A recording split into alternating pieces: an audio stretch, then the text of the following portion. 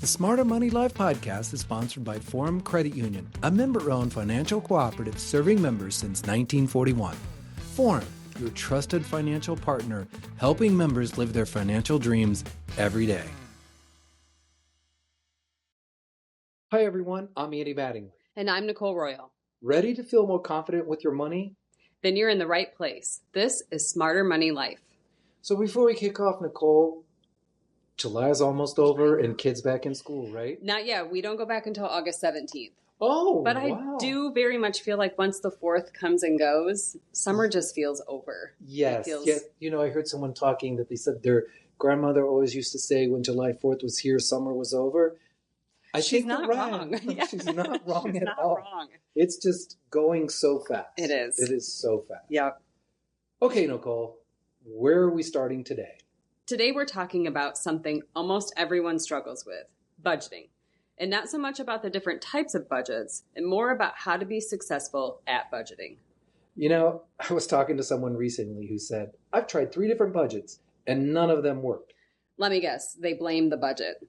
Yes, that's what everyone always says. But when we actually started talking, they were trying these complex, track every dollar systems, updating spreadsheets daily.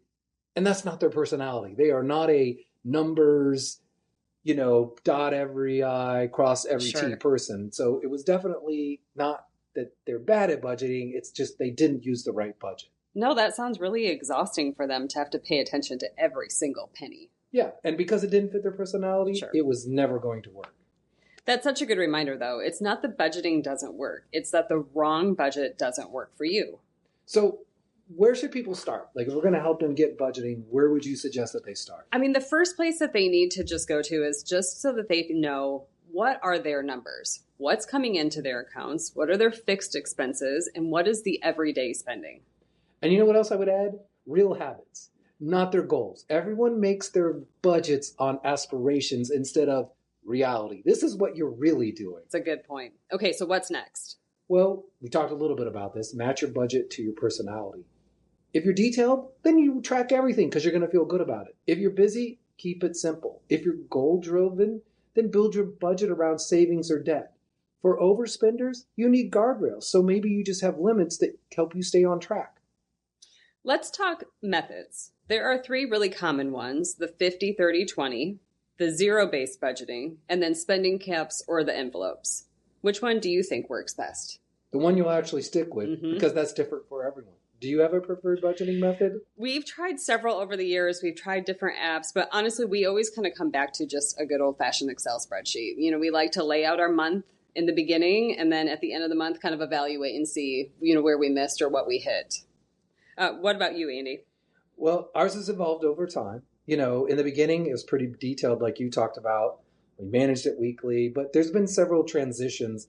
And now we just really focus on spending because we've automated most of our life, including our savings. So we just stay focused on, kind of being within our spending guidelines and just manage that aspect only. We don't try to check everything else because we know it's automated. Sure. Do you have a theory of why people fail at their budgeting efforts? Yeah. First, I think it's because they treat their budget like it's fixed. But we all know life changes, and life changes pretty fast. So you have to remember that you're going to adjust it monthly.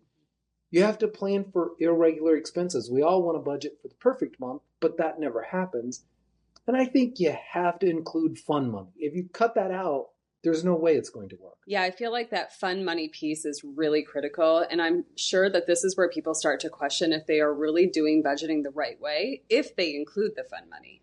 Yeah, that also reminds me of someone I work with who created a really strict budget. No eating out, no entertainment, nothing extra. How long do you think that worked for them? Not long, I can't imagine. Yeah, not even a full month. By week 3, they were so frustrated, they gave up and actually spent more than before. Now, I kind of worked with them and redid the budget and included all those categories. And guess what? It did make a difference because it went from feeling like punishment to something that they could sustain and that they were actually rewarding themselves. That's such a good point. Your budget has to feel livable. It isn't a punishment. If it doesn't work in real life, it doesn't work, period. What does success look like to you? Consistency, not perfection. There are going to be times when a category goes over the budgeted amount. That's just going to happen. And The key there is to try and lower another category that month so your monthly spend doesn't go over. I always try to remember people, your budget isn't broken if you're over in one category, as long as you can bring another category down because you're looking for the overall. If it becomes a persistent problem, then just readjust your budget allocation so that you can move forward without always having to make adjustments. Yeah, I think the key thing is there not to quit after a bad week. Exactly. Just reset and keep going. Have you had a particularly bad week or month with your budget?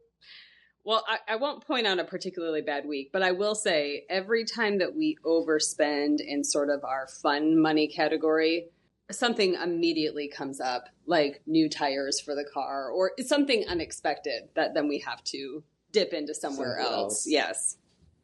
Andy, what's one of the biggest adjustments you've ever had to deal with as it relates to your budget?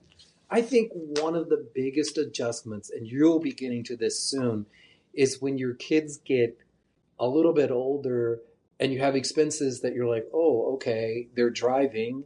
And it's not just, paying for the gas for the car, but it's insurance goes up a little bit more. And there's just some additional things that you don't think about. And just like what you talked about, then you also have more car maintenance and all of those little things add up. So I think that's something that, when you have 2 or 3 kids still in your house that you're paying for, and then when you decide to give them, the other part of it is when you decide to give them a phone plan, all of a sudden that's another. So all those little things can add up. Sure.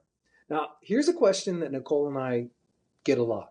I failed at budgeting. How do I restart?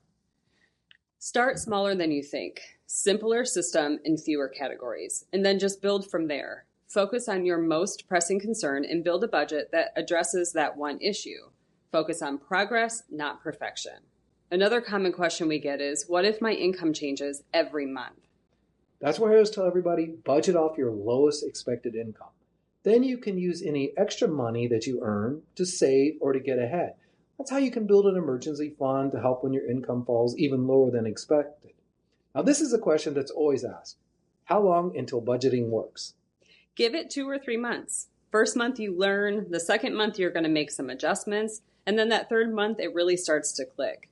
And there will be bumps along the way, but if you can commit to 90 days of effort, you are likely going to be successful. And as long as you remember that your budget is fluid and is always going to need readjustment as your life changes. So back to Nicole's original question. The best budget is the one that we'll stick with. So how did you and Dave make your budget work for you? And your life has changed from when you were first married to now with 2 kids. Yeah. I think in the beginning, we were really just focusing on saving. It was just the 2 of us. We were both working full time. So it was just important for us to just start saving some money. And then when we started having kids, our budget became really strict there for a while because things are expensive for kids. Daycare is expensive. And paying for all of their sort of extracurriculars. And so now we're still in that same boat. Summertime gets very expensive. So our budget in the summertime is much more strict than it is throughout the rest of the year. What do you think has been the best moves you and Angie have had to make your budget work in your life? I think a lot of it is that we focused on actions and, continually updating the budget. But I think one of the best things that we ever did is, and we've talked about this on the podcast before, is that we started some separate sinking funds. Like, we know we're going to have property tax due. We don't escrow for ours now, so we were like, oh, we got to start saving for that every month. Yep. Auto insurance, homeowners insurance, those things that we keep. But then we also have a sinking fund for car maintenance. Like, we know about when we're going to have to we know how much we drive now, so we know we're going to need to get new tires. So we put a little bit away each month that goes to that. As you know, owning a house, things are going, so we have, those kind of things set up. And I think that's been the best thing for us to help our budget go along is that we have these sinking funds in so that we don't get hit by a month, and we don't have the summertime worries anymore with kids. Because I don't know how you set up a sinking fund for that because it just gets more expensive every year. But every summer. I think that's been, the best thing that's helped us. That's good. So as we wrap up our chat today, here is our 3-step process to using a budget. Start simple. Adjust often. Stay consistent. That's how your money starts working for you, focusing on these 3 simple steps. Thanks for joining us today. Remember, smarter thinking leads to better money decision. And that's what we're all about, helping you make confident, informed choices with your money. We appreciate you being here with us. And be sure to tune in next time for another dose of real, practical money talk. Thank you for joining us today. Our hope is that we can help you live your best financial life. For more insights, be sure to subscribe to the Smarter Money Life YouTube channel and also catch the Smarter Money Minute segment every Thursday on Fox 59's Indie Now Lifestyle Show. Remember, reaching your financial dreams is a journey, and every step you take brings you closer to making your dreams a reality.